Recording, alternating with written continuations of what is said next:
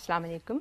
It's lecture number 37 of Managerial Economics, and the topic under discussion is alternative theories of the firm. This topic was started in our previous lecture and we have explained why the name alternative theories of the firm.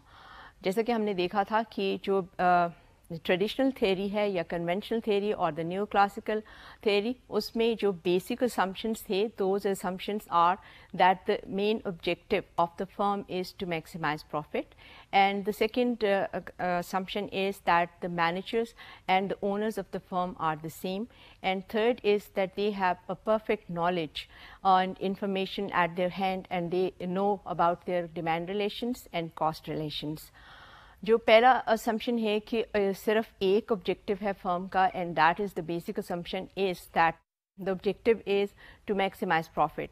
This relies on the second assumption, that is the owner of the firm and the manager of the firm is the same person. जबकि reality में ये है कि अब जबकि जो firms हैं they are very large and they are large corporate firms, complex उनका जो organizational structure है, there the managers and the owners of the firm, they are different people and they have their vested interest. Because they are different people, therefore they have their vested interest, that is they have their own objectives regarding the firm. For instance, the managers are interested, what will be the interest of the manager? The interest of the manager, basically it is his own job security, whereas the interest of the owners is to maximize profits. So there is a conflict between the objectives of the owners and the objectives of the managers. As a result, two schools were emerged. One is the managerial school and the other is the behavioral school. We have selected three most important theories which were presented by the managerial school. One is the sales revenue maximization theory, which was presented by W.J. Baumol, and the second one is the growth maximization of the firm, which was presented by Marris, and the third one is the utility maximization of the firm, which was presented by Oliver Williamson. We have already started discussing the theory which was presented by W.J. Baumol, that is the sales revenue maximization theory. There we have seen that basically, जैसे मैंने पहले कहा, the objective or the assumptions of the neoclassical, they were criticized, and Baumol was of the view, from his own experience as a consultant of the large firm, he argued that it is not the objective of the firm is not basically profit maximization, but it is instead the revenue maximization. The reason is that in his view, it was the size of the firm which was the most important, that is how sales revenue जो हैं वो कितने हैं.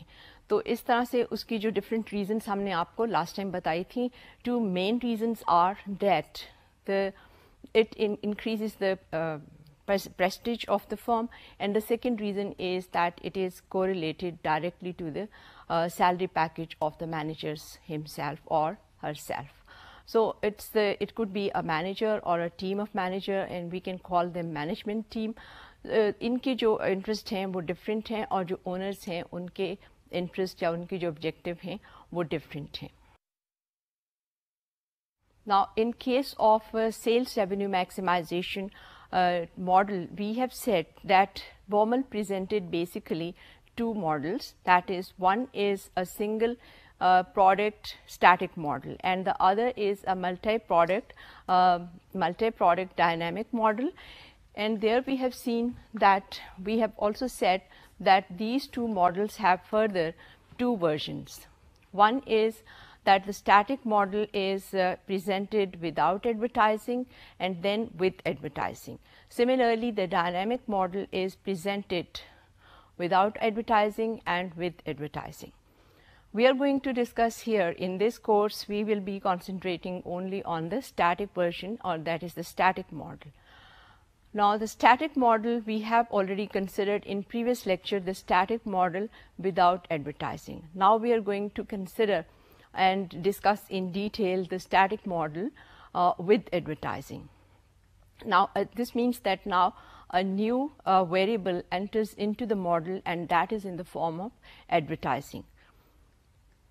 So in other words, we are saying that previously we have considered a model which was dependent on the price competition. Now we are considering a model which also includes not only the price competition but also the non-price competition factor, and that factor which was chosen by Baumol was advertising. लेकिन equally आप इसको apply कर सकते हैं और जो दूसरे non-competition factors हैं such as service, quality of the product, and the change or the introduction of the new products. Well, we have already explained that what are the assumptions of this model.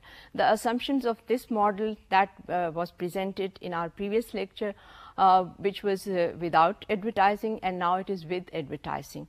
The assumption more or less the same. That is, first was that it is a single period, that is the time horizon of the firm is a single period, and during that period the firm has to maximize its revenue, its sales revenue, and third objective was that this sales revenue is to be maximized subject to a minimum level of profit constraint. That is, a minimum profit constraint was here introduced, and this was not a free an unconstrained optimization case, it was a constrained optimization case. And as far as this minimum profit constraint is concerned, this was assumed to be determined exogenously, that is determined outside the model, not within the model. And this is determined by the demand and expectations of the owners or banks and other financial institutions which finance the firm.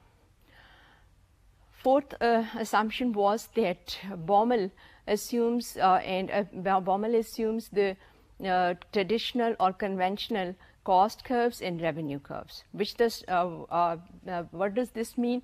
This means that he accepts that the cost curves are, the average cost curve and the marginal cost curve are U-shaped.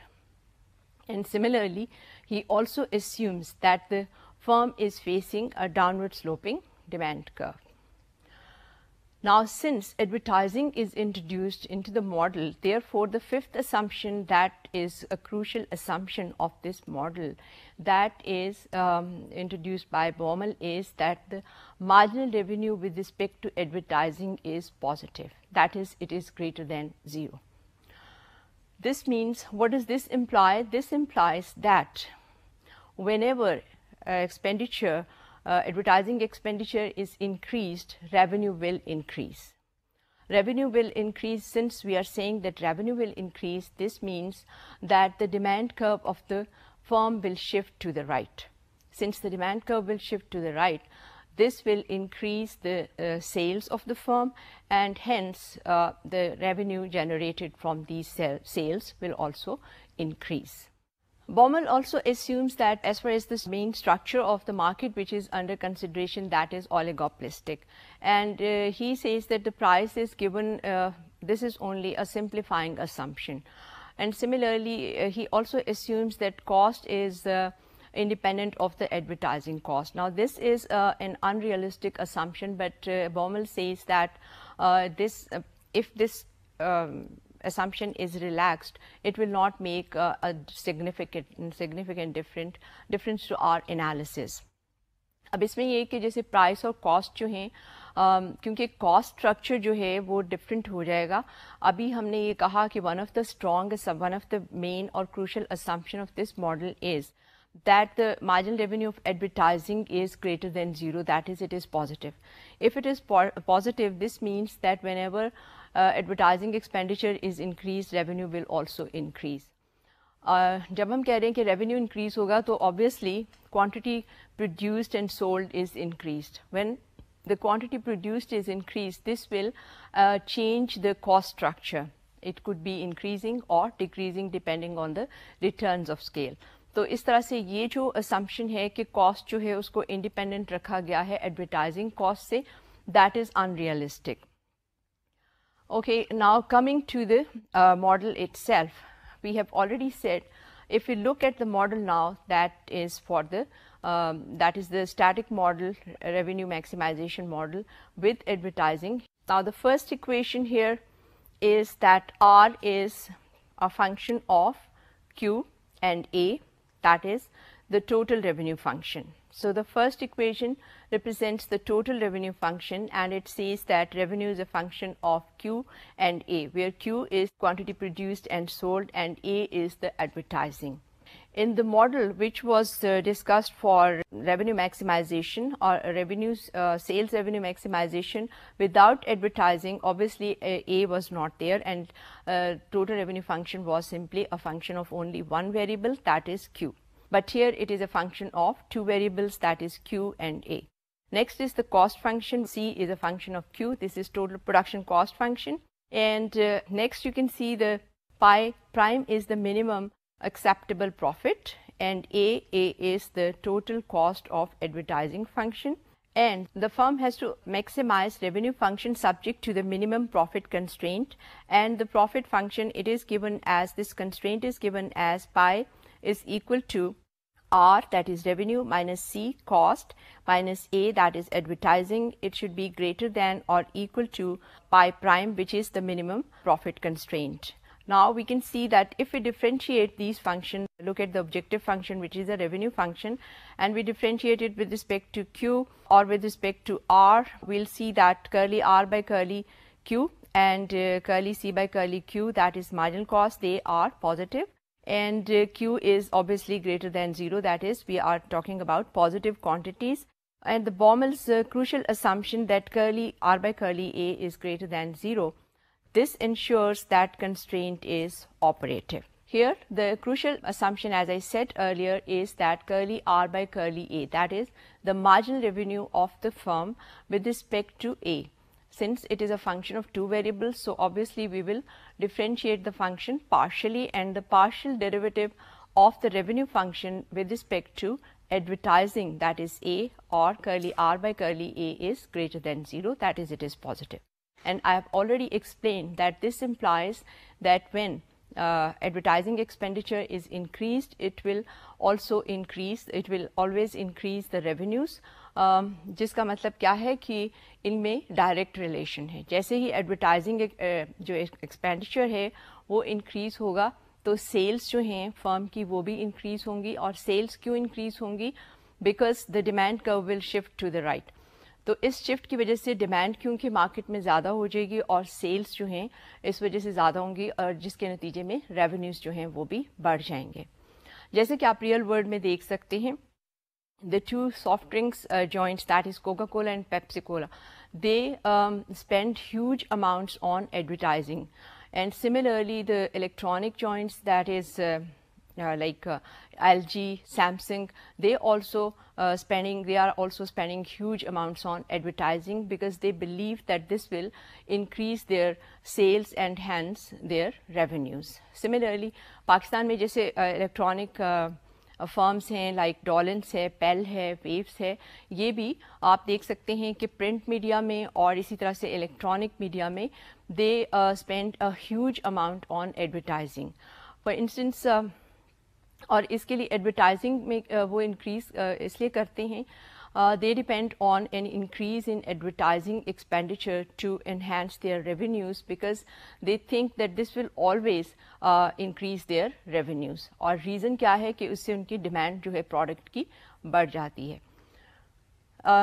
दूसरा इसमें जो alternative हो सकता है, the second alternative which is available to the firm is that they reduce their prices in order to increase their revenues. If they reduce prices, what will happen that the other firms will also follow this because we are considering here the market structure which is oligopolistic, and we have seen that whenever a firm, one of the firms declines its price, this price cut is followed by the other firms. So there is a retaliation and this will be followed by the other firms. As a result, a price war may start. So इसमें हमने देखा है कि यहाँ पे भी जो firms हैं प्राइसेस जो है अगर वो प्राइस कट करेंगी तो ये भी उनका रेवेन्यू इससे भी बढ़ सकता है, लेकिन this will always depend on the elasticity of demand. If the demand for their product is inelastic, In that case, if they reduce their prices, what will happen? और अगर वो elastic है तो उसमें क्या होगा? अब आप इस सिचुएशन, इस स्टेज पे आपको अच्छी तरह से मालूम होगा कि अगर प्राइस जो है उसको रिड्यूस किया जाए, if the price is reduced and the demand is inelastic, it will not raise their total revenues. But if on the other hand price is reduced by the firm and the demand is elastic, this will increase their total revenues. So it is possible to increase the revenues depending on whether the demand curve is elastic or inelastic. So इसमें ये है कि जब price reduction होगी तो ज़रूरी नहीं है, it's not essential that the revenues will increase. But by increasing the advertising expenditure, they will always expect to increase their sales. इस वजह से ज़्यादातर जो है Baumol believes that most of the times firms will prefer to increase their advertising expenditure rather than introducing a price cut. For example, here in these days, Dollars has declined its price by 3,000 rupees per unit. तो इसमें क्या है कि जो price उन्होंने decrease की है तो फॉलो कर सकते हैं दिस प्राइस रिडक्शन, और price cut may be followed by the other competitors such as Pell or Waves. And as a result, also we have to see whether the demand for their products is elastic or inelastic. So basically, most of the time in oligopoly structure, the firm, they are using they are increasing their advertising expenditure instead of introducing price cuts. This having said that, this does not mean that they do not follow the policy of price cut. They do follow, but they prefer to increase their advertising expenditure according to Baumol's model. तो इस तरह से जैसे हमने ये कहा कि इसमें जो crucial assumption है कि marginal revenue with respect to advertising is always positive, और इसी में जो है implicit in this assumption is that whenever advertising is increased, this will shift the demand curve to the right, and this will increase the sales of the firm and hence the revenues of the firm. Now, in our previous model, that is where we have discussed this model, this same model without advertising, we have seen that there are two types of equilibrium. Now, these two types of equilibrium were possible because basically the assumptions of this model and the previous model are the same. Only difference is that here now the element or a new element is introduced, and that is advertising. That is non-price competition. Previously we were considering only price competition, but now non-price competition is also included into the model. तो इससे जो फ़र्क पड़ेगा, जो हमने देखा है अभी, पहला जो हमारा था model, in that case we have explained it with the help of a diagram. In order to refresh your memory, I'll explain it again, and you can see the diagram here on your screen. You can see that on the horizontal axis we have measured quantities produced and sold, and on the vertical axis we are measuring revenue, cost and profit function. Profit, and यहाँ पे आप देख सकते हैं that a profit is maximized when the quantity is Q2 and the revenue is maximized when the quantity is Q1. And here now the important thing is that the maximum profit and minimum profits are clearly shown by the horizontal lines. The minimum profit constraint, as far as when we look at this diagram, here you can see the difference between the total revenue and the total cost is shown as the profit function, and the profit is maximized when the level of activity is Q2, whereas the revenue is maximized when the activity level is Q1. Now look at the minimum profit constraint. In this case it is non-binding, that is, it is not operative. Why? The reason is that this minimum profit is, आप देख सकते हैं, at Q1 this minimum profit is lower than the profit which the firm is earning at this level of activity. Therefore, this minimum constraint is non-binding or non-operative as far as this diagram is concerned. But with the introduction of advertising we'll see that this constraint is always binding, that is, it is always operative. Why? The reason is that when advertising expenditure is increased, we have said that it will always increase the revenues. लेकिन अगर situation इस तरह से है कि firm जो है उसका मिनिमम कंस्ट्रेंट जो है at the level of activity, the minimum profit constraint is fulfilled, and in that case the firm will spend more money on advertising up to the point where this minimum constraint stops the firm. So इस वजह से यहाँ पे जो constraint है, this minimum constraint will always be binding in this case. और reason जो है वो मैंने आपको बताई है कि अगर फर्म जो है उसका जो ये मिनिमम कंस्ट्रेंट है उसमें जब वो रेवेन्यू मैक्सिमाइजेशन पे है और वहाँ पे ये मिनिमम कंस्ट्रेंट लेवल उसके लिए बाइंडिंग नहीं है, तो जो फर्म है वो फर्दर इसको इंक्रीज करेगी, that is it will increase the advertising expenditure up to the point where this minimum constraint stops the firm, and so here in this case this unconstrained revenue sales maximization is impossible all the time. In this case we have seen that in the previous case where the firm was maximizing its revenue sales revenue subject to a minimum profit constraint without advertising, it was possible that there were two types of equilibrium, one where the constraint was operative or binding, and two where the constraint was non-operative, non-binding.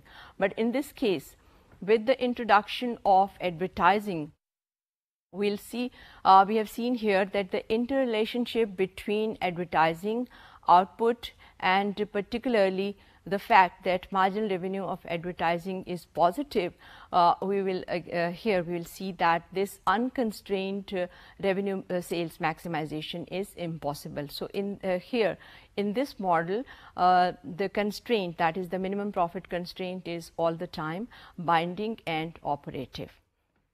This is what you can see now. We are going to explain this model too with the help of a diagram. On your screen you can see that on the horizontal axis we are measuring the advertising outlays, and on the vertical axis we are measuring revenues, cost and profit. As you can see on the diagram, advertising cost is presented by a 45-degree line which is commencing from the origin.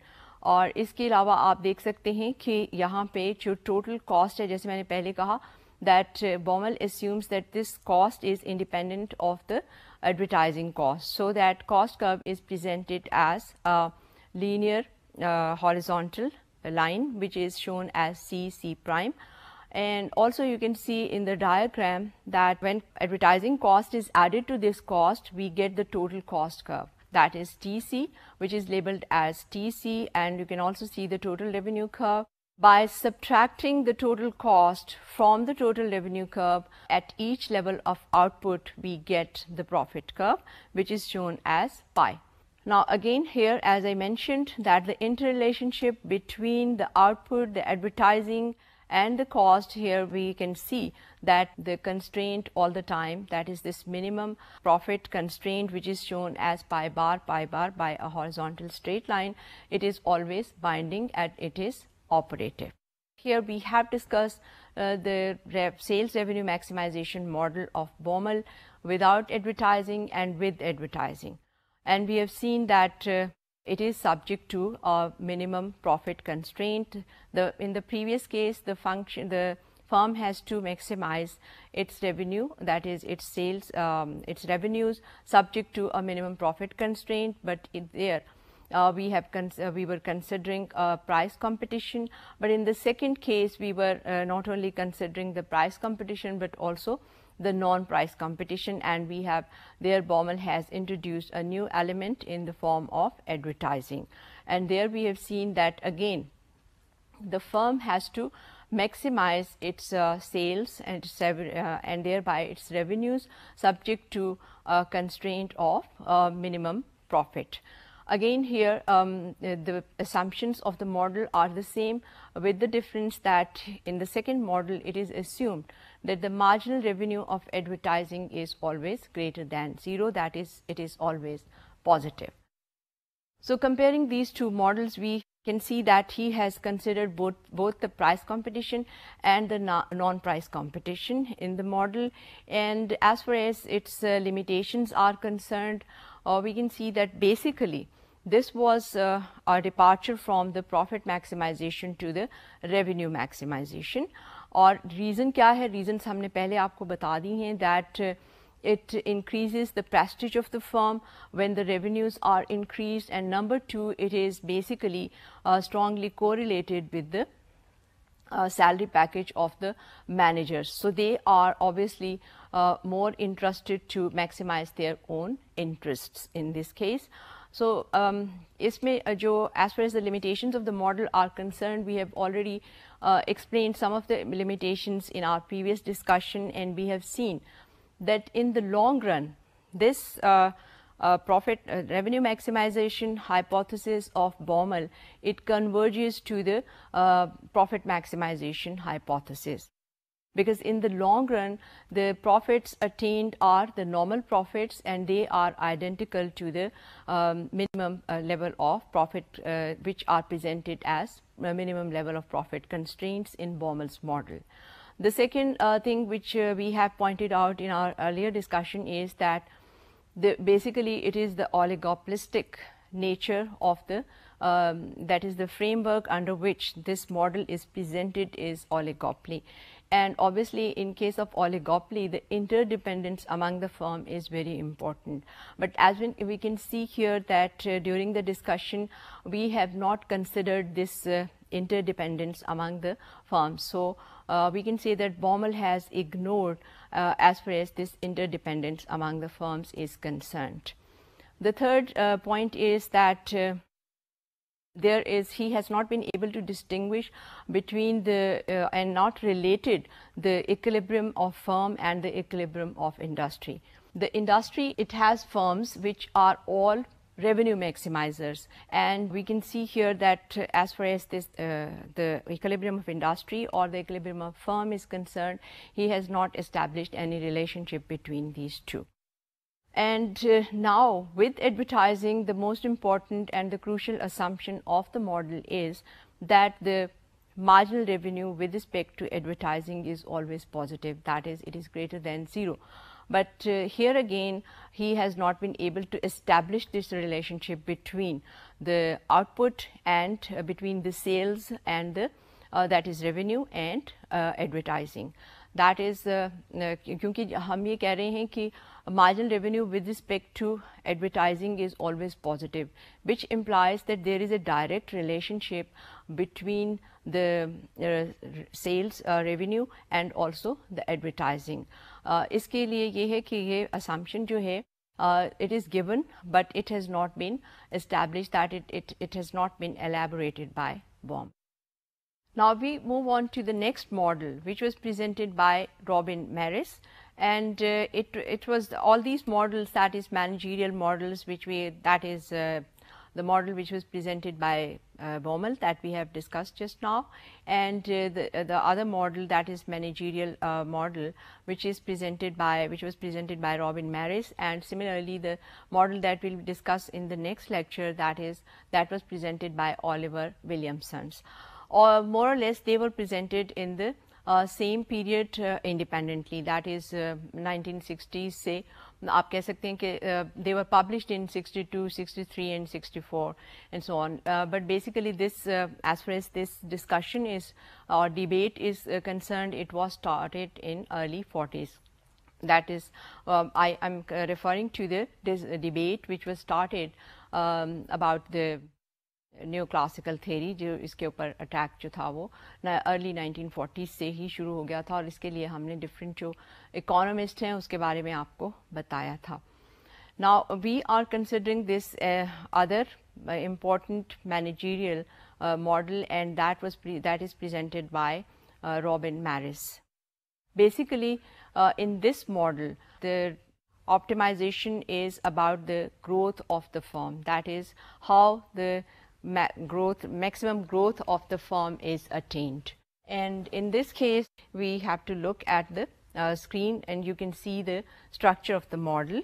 Here, as I said earlier, that there is a conflict between the objectives of the managers and the owners. Managers strive for growth rather than profit maximization, whereas owners are basically interested in profit maximization. In this model, we'll see that there are certain managerial constraints on growth and financial constraints on growth. Now, on screen, you can see that Marris' theory of growth maximization.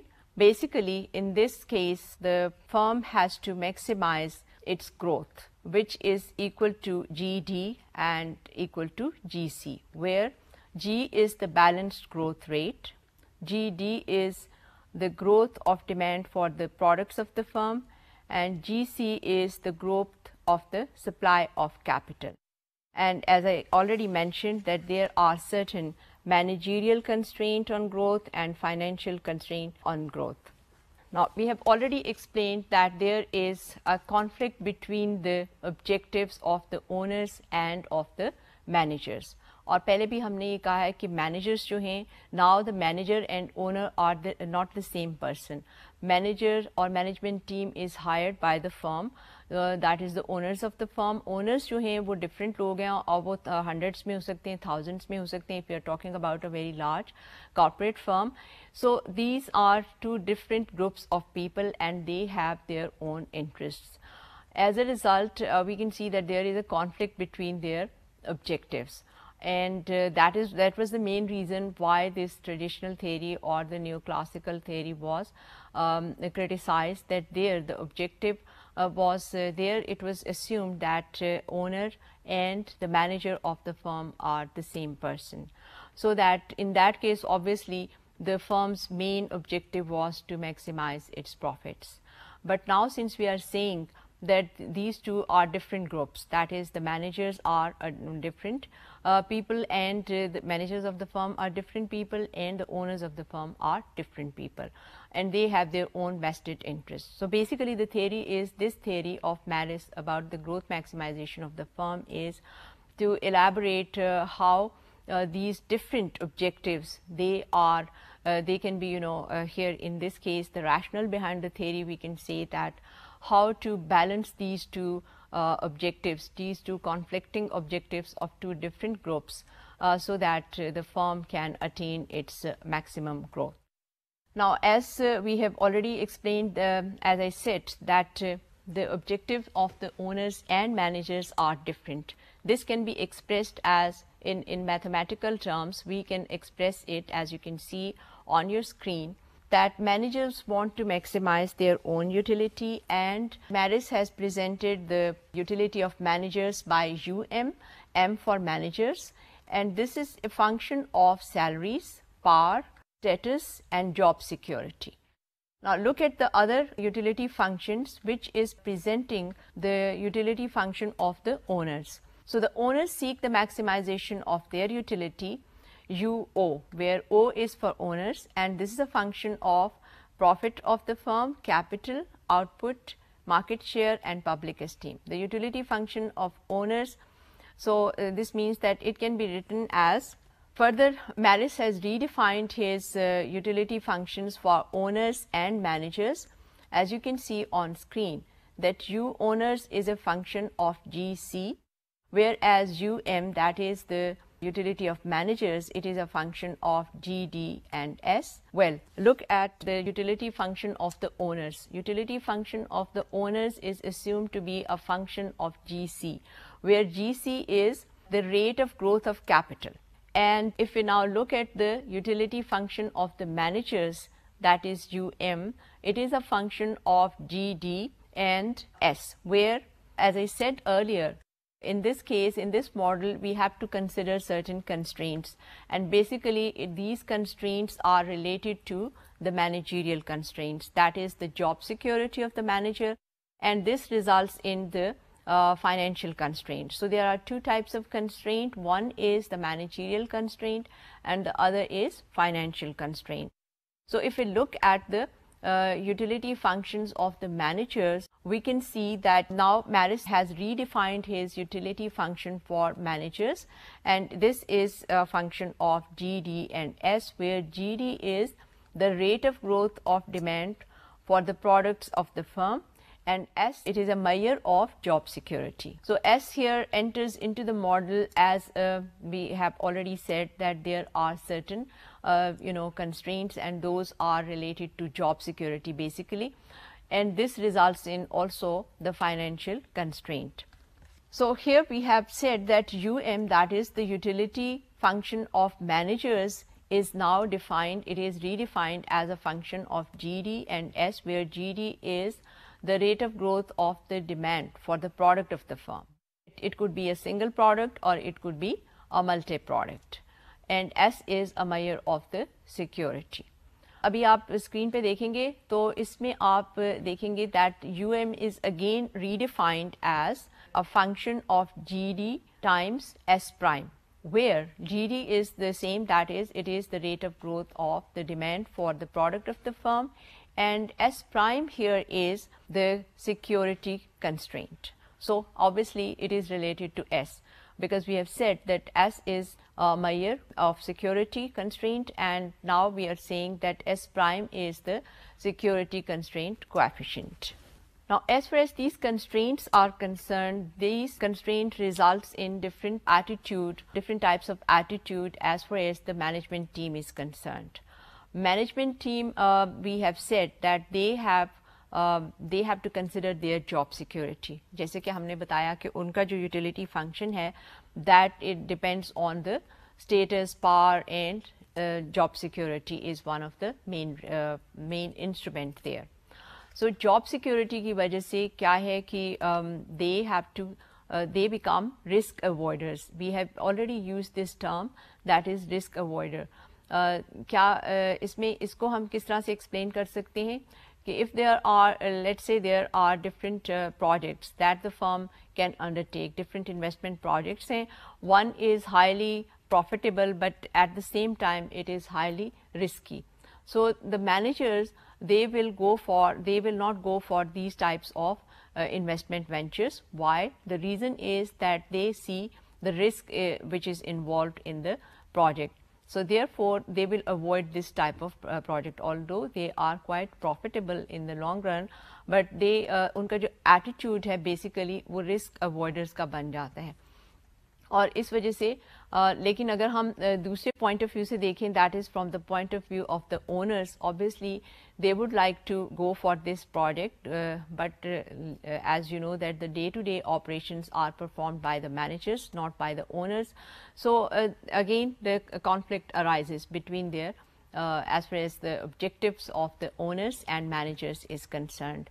तो इस तरह से जो है risk avoidance जो है इसकी वजह से मैनेजर्स जो हैं वो रिस्क अवॉइड करते हैं, क्योंकि उनकी जॉब सिक्योरिटी जो है वो इसमें आ जाती है, और अपनी जॉब को सेव करने के लिए they have to they adopt this attitude of risk avoidance.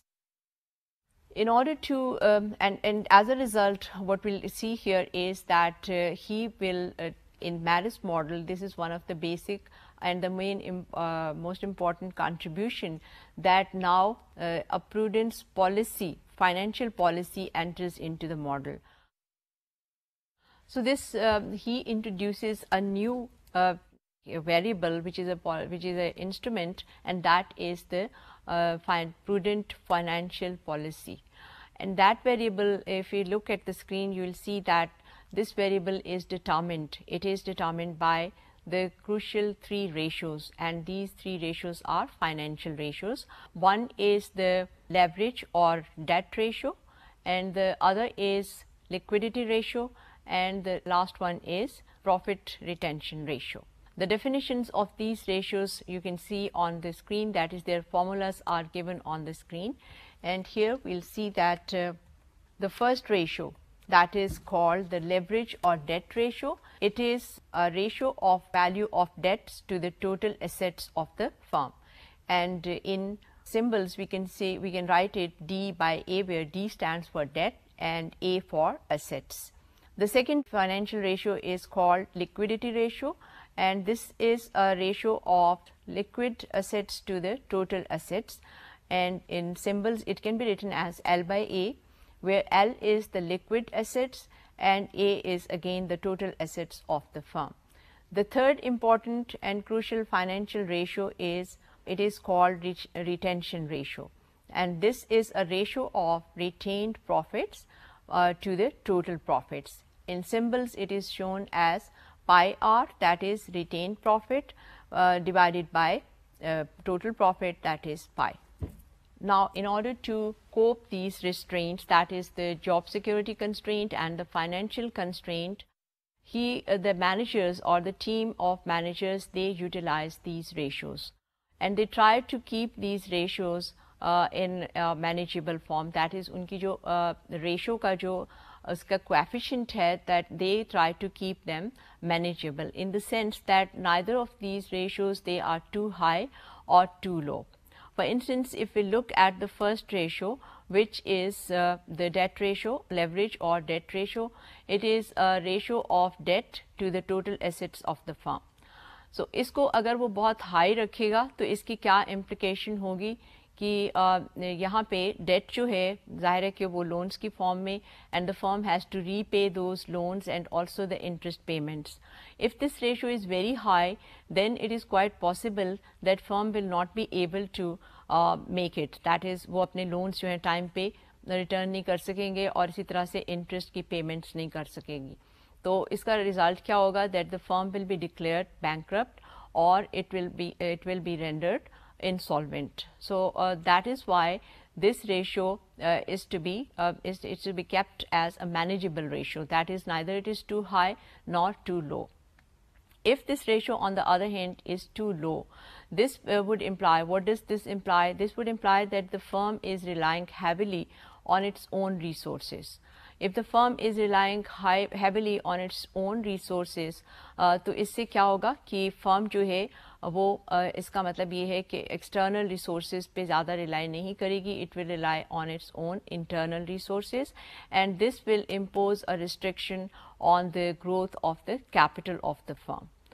और इसी तरह से हम यही रीजनिंग जो है वो दे सकते हैं दूसरी दो रेशियोज़ के लिए. For instance, similarly the liquidity ratio, it will the manager will try to manage it, that is, it will be neither too high nor too low. If it is too high, that in that case it would this means that the firm will retain a high level of cash. तो उससे क्या होगा कि जो ये attract करेगा बहुत से दूसरे जो dominant इसके owners हैं firm के, they might be attracted to it and they will use it for their own ventures. So इस वजह से वो इसको बहुत इस रेशो को बहुत ज़्यादा हाई जो है वो नहीं रखेगा. इसी तरह से he will not also keep it very low liquidity ratio, because in that case firm will not be able to manage its obligations, that is, it has to make payments and it will not be able to make payments in time.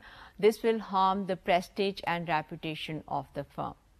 Now coming to the third ratio, which is profit retention ratio, the firm will the management team, it will try to manage this ratio to a level which prevents the replacement of the top management, and also it will prevent the fall of the prices of the shares. क्योंकि और इसमें भी जैसे हमने पहले reasoning दी है, again here if this ratio is too low, what does this mean? इसका क्या मतलब होगा कि अगर ये रेशो बहुत लो होगी, that is the profit retention ratio, if it is too low, this means that the profit will be distributed, which is distributed to the owners in the form of dividends, it will be too high. और इसमें भी जो है this will invite the takeover raiders. और इस तरह से क्या है कि इसी तरह से अगर ये बहुत हाई होगी, this would imply that the firm is retaining too high amount of profit, और इस तरह से उनकी जो है job security वो danger में आ जाएगी. How the job security will be endangered because now they will offer too little in the form of profits to the owners, therefore they might be replaced by a new management. So that is the reason that all these ratios, all these crucial financial ratios, that is the leverage or debt ratio, liquidity ratio, and the profit retention ratios, they are kept in a manageable limit, so that they are neither too high nor too low. Now, as far as this financial constraint is concerned, this is presented as a symbol A prime. These ratios are presented by the symbols A1, A2 and A3. That is, A1 is the leverage or debt ratio, A2 is the liquidity ratio and A3 is the profit retention ratio. And this policy variable, that is the prudent policy, financial policy variable, is presented by the symbol A prime. Now, look at the screen, you will find here that now the utility of the managers, it is defined as a function of GD, utility of owners is defined as a function of GC, and the growth, maximum growth is attained, maximum rate of growth is attained when GD is equal to GC. So, here you can see that the first stage in the solution of the model is to derive the demand and supply functions, that is to determine the factors that determine GD and GC. Marris establishes that the factors that determine GD and GC can be expressed in terms of two variables, the diversification rate D and the average profit margin M. In the next slide, we can see that how GD and GC are redefined. Here you can see that GD depends on, that is, it is a function of D, where D is diversification rate, and K, where K is the percentage of successful new products. And as far as GC is concerned, that is the growth rate of supply capital, that is GC is equal to A prime multiplied by profit, that is GC is a fixed ratio of profit, and A prime is, as I said earlier, that A prime is the financial security constraint coefficient, and pi is the level of total profits. So, the firm attains the maximum or the balanced rate of growth when GD is equal to GC. Now, here you can see this is explained by with the help of a diagram here. In this diagram, you can see that on the horizontal axis growth rate is measured, and on the vertical axis profit rate is measured. Here the maximum growth of capital is as you can see on screen, it is given by a upward sloping straight line, and the growth of demand is shown, and you can see that these two curves intersect at point B. As the rate of growth of demand is increased, profitability is increased. So, there is a direct relationship between between these two variables. The optimal position for the managers is point B. As you can see on the screen, that this is the point where the growth, that is the utility maximization point for the managers. Both the supply growth and the demand growth, they are these constraints are satisfied at this point as the two curve intersects. And we have seen that there is a direct relationship between profitability and the growth in case of supply growth, and it is clearly shown in the figure. Now, coming to the demand, to the functions GD and GC, we have said that it is a function of D, where D is for diversification. Now, this diversification, it could be of two types, and basically Marris has assumed that the firm grows due to this diversification. The mergers and takeovers, they are excluded from his model. So, the growth is due to this diversification basically, that is the firm tries to maximize its the growth of the demand, the growth for its demand, that is the growth for the demand of its product or maybe products. अगर वो एक से ज़्यादा product produce कर रहे हैं तो इसमें जो diversification है, this could be of two types. One is that the style of the existing range of product is changed, or the other possibility is that the existing product range is expanded. तो इसमें ये दो तरह से diversification जो है products की हो सकती है, so that you can see that GD, that is the demand for the firm's product, that depends on D, that is diversification rate, and also K, where K is the percentage of the successful new products. और जैसे मैंने अभी कहा कि GC, that is equal to A prime times the profit.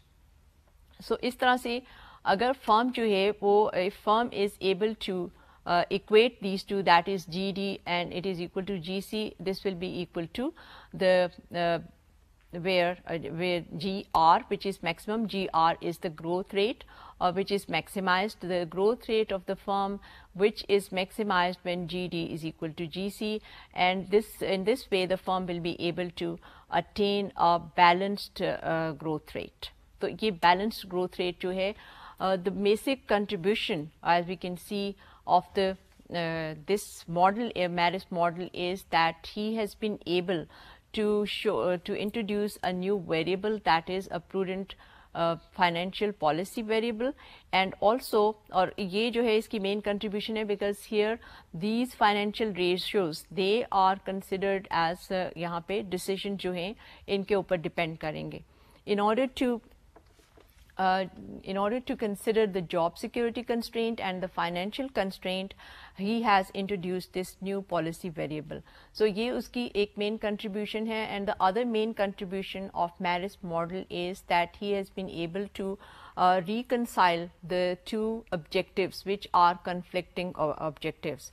तो उसमें उसने ये शो किया, he has, I mean the rationale he has used here is that although the objectives of the firm's owners and managers, they are different, but they are not as widely different as they have been shown by different managerial theorists. Because if we look at the right hand side of the utility functions of the managers and the owners, we'll see that all those variables or instruments which have been listed, they are strongly correlated to a single variable, and that is the size of the firm.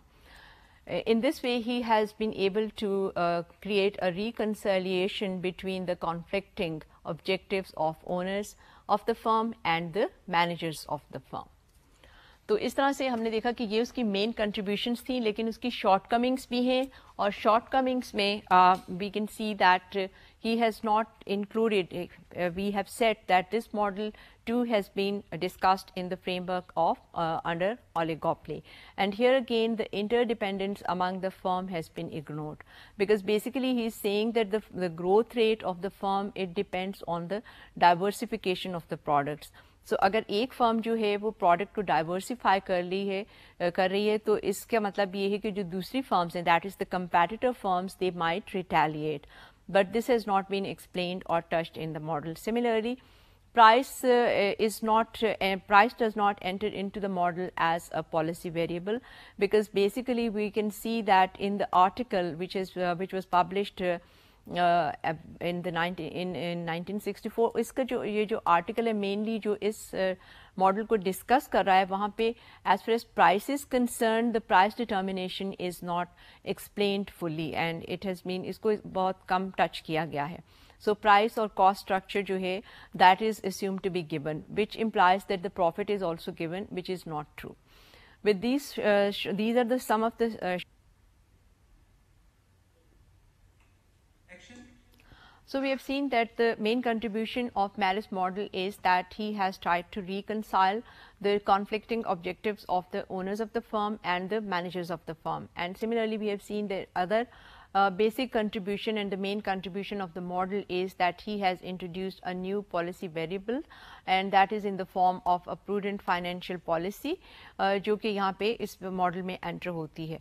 और इसमें हमने ये कहा है, as far as this prudent financial policy instrument is concerned, it is assumed to be exogenously determined, that is, it is determined outside the model and it is also a constant.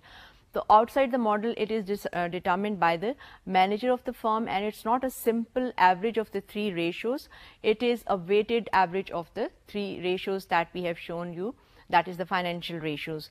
And as far as the weights are concerned, they are subjectively determined by the manager of the firm. Okay, with that we come to an end of this session. Thank you. Tafez.